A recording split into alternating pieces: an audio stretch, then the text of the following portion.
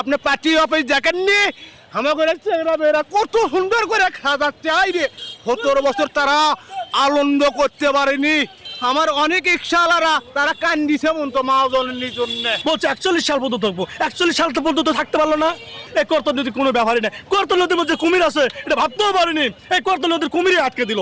বাসা বন্দি করে রাখার কারণে মানুষ অনেক আফসোস করছে, কিছু করতে পারেনি। মানুষের মন তো কেড়ে নিতে পারবে না, মানুষের আবেগ তো কেড়ে নিতে পারবে না, মানুষের দোয়া তো কেড়ে নিতে পারবে না। মানুষকে বন্দি করে রাখতে পারে শেখ হাসিনা, মানুষকে অপহরণ করছে, আয়না ঘরে লেগেছে, নির্যাতন করছে। তারপরও মানুষ পিঠ ঠেকতে দেখতে যাওয়ার ওয়ালে ঠেকে সে মানুষ নামতে বাধ্য হয়েছে।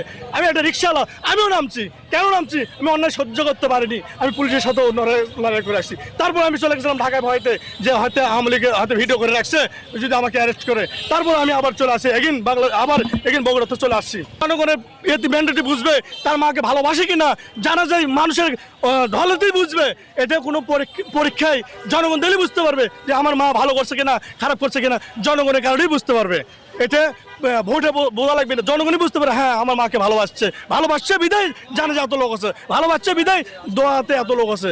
একটা খারাপ মানুষ আমাকে আজ শেখ হাসিনা কোথায় গেল কোথায়? সে যাতে বাধ্য হলো। শেখ হাসিনা শিরিক কথা বলতো, 41 সাল বলতে থাকবো, এটা শিরিক। আল্লাহ না ওই বানাতো খালি মূর্তি কেন মূর্তি বানাবি? এক টাকা তো জনগণের বিলে দিত, এক টাকা তো জনগণের খাদ্য হতো, অনেক অসহায় মানুষকে বিলে দিত, তাও বোঝার কথা ছিল। সে খালি মূর্তি বানাতো, শিরিক করতো।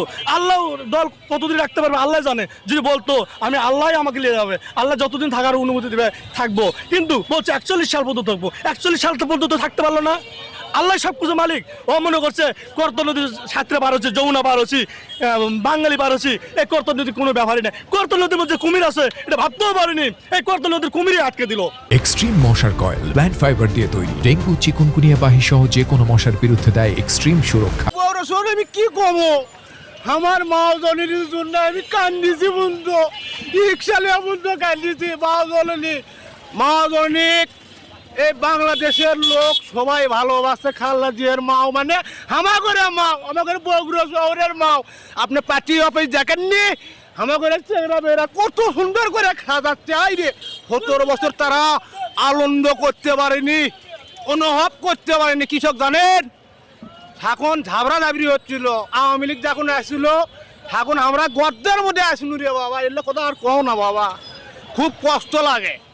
ঠিক আছে, বগুড়া শহর দেখতে পারবি, বগুড়া শহর সিটি হয়ে যাবে। আমি একটা রিক্সাওয়ালা হয়ে করছি, এই বগুড়া শহর আল্লাহ দিলে সিটি হয়ে যাবে।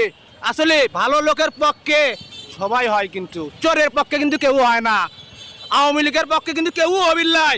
ওই একা চোর আসছিল, ওই আয়না ঘরত তুলে মানুষকে খুন করেছিল। আমি ভয় করি না ভাই, আমাকে ইপুনক একই পুনক নিয়ে যাবি আর একই পুন জন্ম হবি। জেলখানার ভয় ইপুন করে না, তাতে খালেদা জিয়ার জন্য শহীদ হয়ে যাবো। আপনারা কি বলেন? শহীদ হয়ে যাবো, জেলখানার ভয় আমি করি না। আমার রিক্সা আছে তো ভাই, আমার ভাঙ্গা জোরে রিক্সা আছে তো, আমি গোড়াল গাই ধানেছি যে সাজামো, বুঝছেন? আমার মাওক আমি খুব কষ্ট করে একটা চাষফোন কিনছি আমার মাওক দেখার জন্য রে।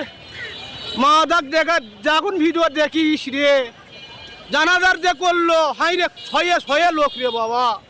ওগুলো লোকজনে দেখে আমার খুব আফসোস লাগলো। হাই রে, মা জননীর জন্য কত লোক, কত লোক মা জননীক ভালোবাসে। সারা বাংলাদেশের লোক মা জননীক ভালোবাসে, বুঝছেন? হ্যাঁ রে, বগুড়া শহরের দূর দোয়া হয়। আমি তো মনে করি কেউ বাড়ির থাকবে না, সেই দিন সবাই আসবি মা জননীর জন্য দোয়া করার জন্য। হাই রে, মা জননীর জন্যে আমার অনেক ইচ্ছালারা তারা কান্দিছে মতো মা জননীর জন্য। কি কম ভাই।